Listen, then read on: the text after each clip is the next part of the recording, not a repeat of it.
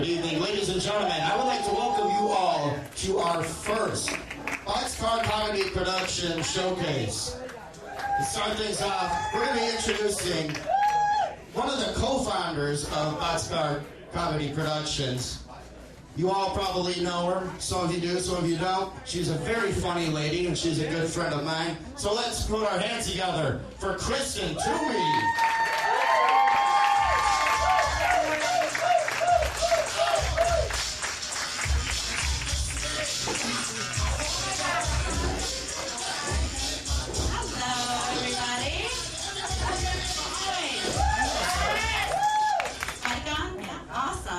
Thank you guys so much for coming. No, we're not. The mic is weird. Very weird. It's not right. Done. Go, girl. We should have done this before. All right. Good. So, how's everybody doing? Good. All right. Thank you guys so much for coming and supporting live comedy. Get shoved up someone's ass. Probably Marcus's. Nothing but the best quality here, Boxcar Comedy. Okay. What the f? Seriously? Okay, we're moving on. I'll yell if I have to. I don't know what's going now. Marcus? Yeah, this is part of it. Part of my shtick. I can't do a fake stutter, so I just have the mic go in and out. That's what I do. So, if I hold on to this, does it help?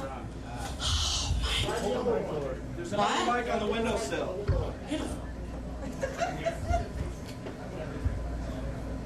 Hello? Hello? Is that better? Yes? Victory? Yes. I'm going to throw this one because I hate its guts.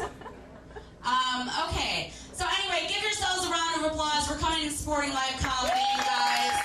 Chicago has a lot of great comics out there. You guys should check them out, and you are, so that's great. But what was I going to say? Oh yeah, I'm a drinker. Anybody here drinking tonight? Yeah? Okay. I had no kids and no husband this week. So the reason why I'm wearing a sweater is because I'm covered in bruises from all my drinking. Like, I'm not even kidding. I woke up and I was like battered. I looked like a battered wife. I have a cigarette burn on my nose. I thought I could put it out on my nose.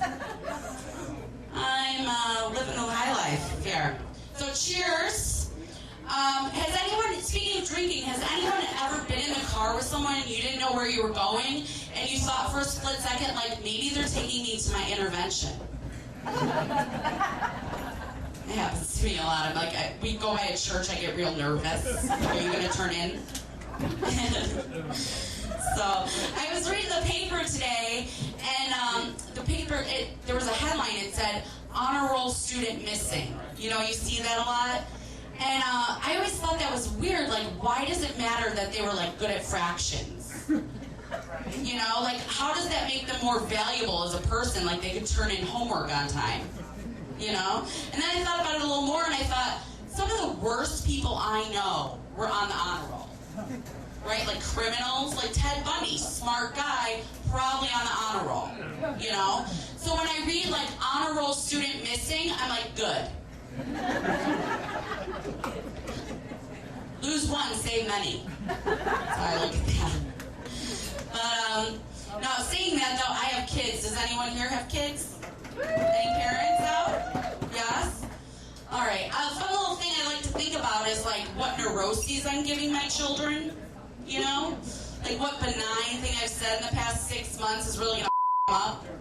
Because you don't know, you know? Like, my dad in passing conversation was like, whores wear chip nail polish. And for years, I was like, whore, whore, whore. You know, like, he probably doesn't even remember saying like scarred me.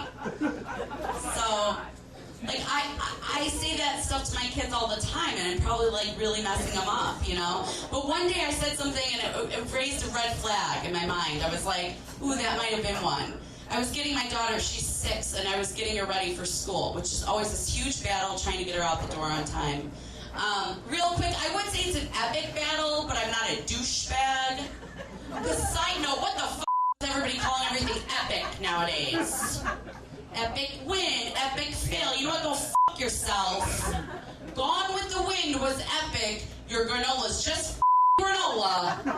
Shut up and eat it, you hipster trash. It's just granola. That bothers me when they say that. But anyways, so I'm getting her ready and I'm trying to put her hair up in a ponytail and she keeps moving all over the place. And finally, I'm so frustrated, I say to her, every time I'm about to finish, you move and I have to start all over again. You're just like your father.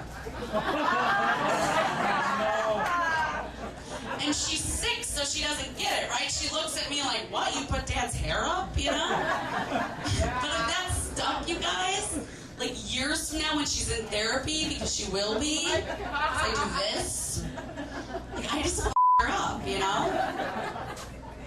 But don't feel too bad for her, because seriously, she does it to me too. Like one day we're getting ready for school and she comes up to me and she says, I have to bring this, and it's her picture ID from the year before.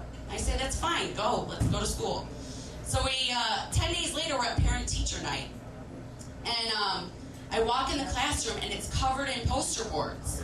And the first one is like this beautiful family portrait in front of the Eiffel Tower. And it says, my family and I go to Paris, right? And then the next one is this family swimming with a dolphin. It says, my family and I go to Naples. And then the third one is my daughters. And it's the picture ID, right? Like she's never had a photo taken in her life. And it says, my family and I go to Menards. Yeah, I wanted to die. I was like, are you serious? And she's like looking at me like, you. Yeah. So, that's fun. Does anybody, when you're on the road and you see semis, does anyone else just assume that the driver has his out? Right? Yeah, why wouldn't he? You know? He's a pop, nobody's gonna see it. Like, if I had a penis in a truck, just imagine that for a minute. I'd have that thing out all the time. You know, like, the CV. I'm just gonna, like, entertain myself with this massive erection. Because when I picture myself with a penis, it's huge. Probably because I'm short, I don't know. But, now, I'd be like one of those shockers. You know what I'm talking about, ladies. Yes, you do. Those nice, quiet guys you go out, like, out of pity, almost. You feel bad. There's always one. There's always one that knows exactly what I'm talking about. And you go out, like, out of pity, and then you're on the date, and you're like, oh my God, he's so nice. I might let him bang me. And then he pulls out, like, this monster, and you're like, what? And your first thought is, you could be such an asshole. You don't even know what a jerk you could be with this monster in your pants. And then I married him, like, right away. I claimed him before anybody found out that secret. I pissed on him, everything.